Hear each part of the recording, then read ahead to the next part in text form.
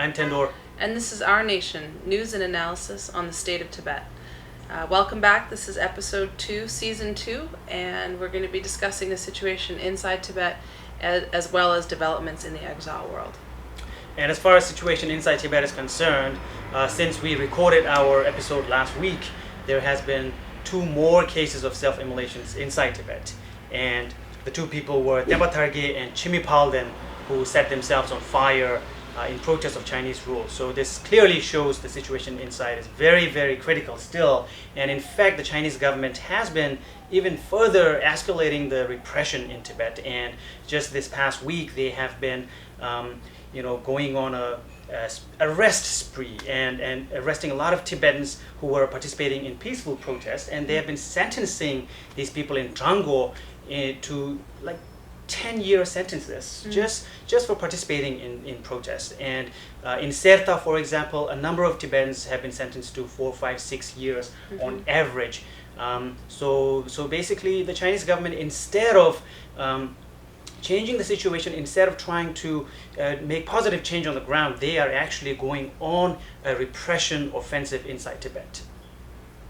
At the same time, around the world, we have seen numerous developments, and before we get into those, I just wanted to make a mention of some news that I'm sure everybody has seen by now, that there was this terrible shooting at a California, Oakland Christian university, and in fact, one Tibetan woman, Sonam Chudan, age 33, was tragically killed there.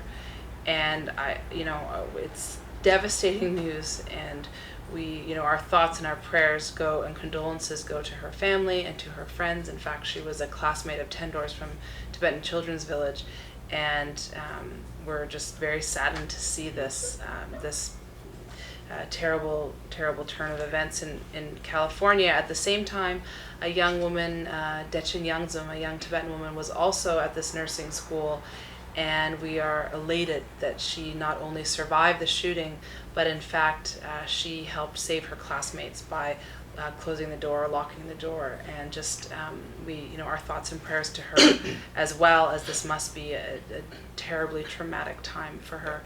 Interesting and strange twist on the story. We just got news that CCTV, the Chinese state television inside China, of course, just broadcast the story, and in fact, we're trying to they changed Dechen Yangzum's name to, of course, the Chinese version of her name, and they tried to make it appear as if she's Chinese in a strange way, because she's being hailed as a hero around the world in this international news story.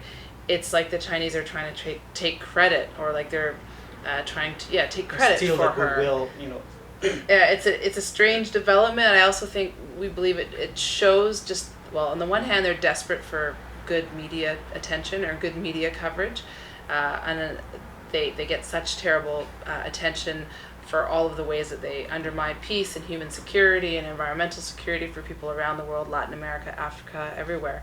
But at the same time, in this case, they're clearly in some way trying to claim her, and we think it kind of shows, again, their sort of strange weakness that it's really they would try to it's do really this. pathetic the way they would do this, and the extent to which they would go to just like completely lie in front of the world, in the free world, in order to take this credit that doesn't belong to them and to label somebody as Chinese, or to make the world think she's Chinese. So it's just a taste of really the kind of things that could be happening inside China and inside Tibet, away from the world's attention.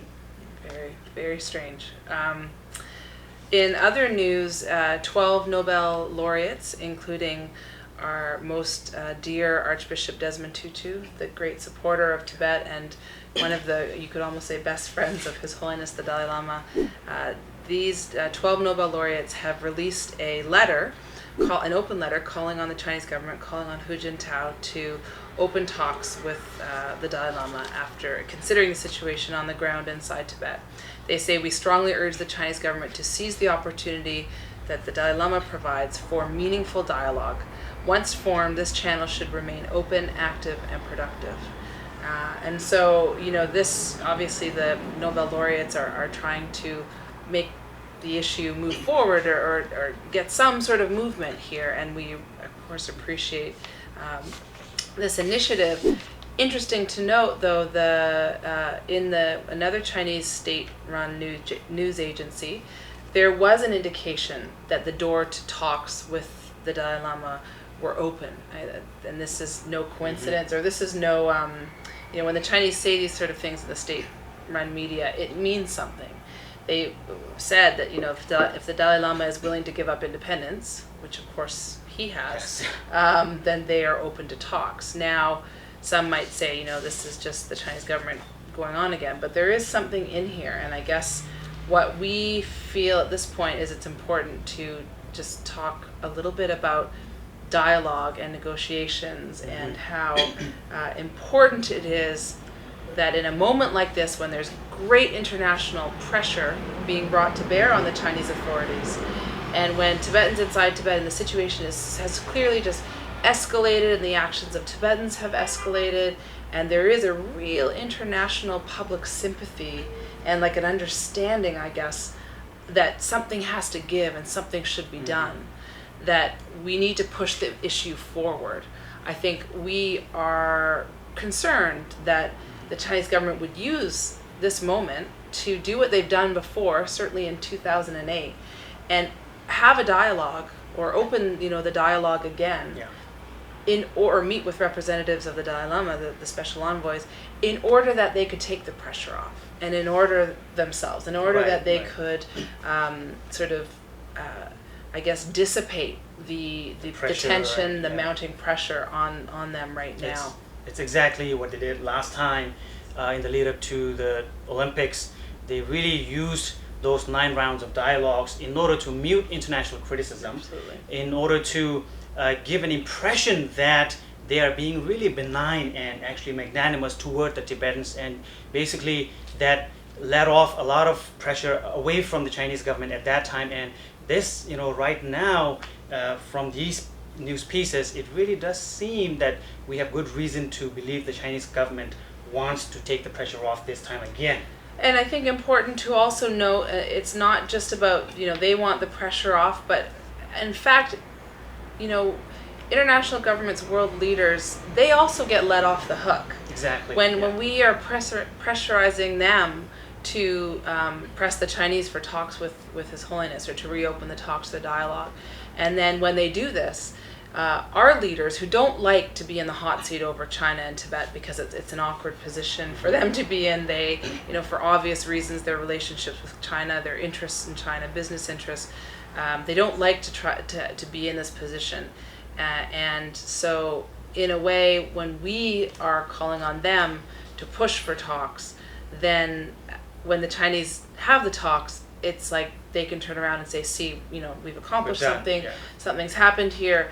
And of course, I guess what we would argue is there's just not that much that can be gained at this point talking to these guys in Beijing, the people in charge right now, the Chinese Communist Party.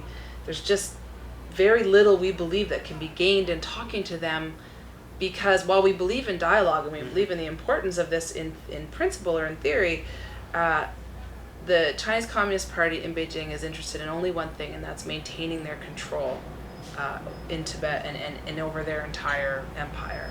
And so, in a way, even if they wanted to, we believe that they couldn't meaningfully engage in any such talks. And so our worst fear is that they just use these talks as a cynical ploy to mute international criticism. And so, I guess I think right now, basically the most important thing I feel that for us to keep in mind, and when I say us, I mean the Tibet support community, the Tibetan government, all of these Tibetans and supporters who exercise some kind of influence in dealing with this, to keep in mind that there has actually been incredible amount of pressure built up to this point by the hard work of Tibetans, the various groups, and most importantly, all the Tibetans who have self-immolated themselves in the last couple of years. And all of this has translated into this kind of political capital that sits there to be activated, and we should be able to, we should be thinking about how can we strategize, how can we use all of this capital in order to advance the movement, because Absolutely. that's exactly what they died and sacrificed their lives for. And this is our duty to think about how can we advance the movement, bring the ball forward, instead of going for the small goal, going for something very, very little and very small, and suddenly we are back at square one. Well, and in terms of advancing the movement, that's where we would argue that it's so important to push for this multilateral action on Tibet, that we want our governments around the world to coordinate their response to the Tibetan issue, to coordinate in their approach to the Chinese government on the issue of Tibet.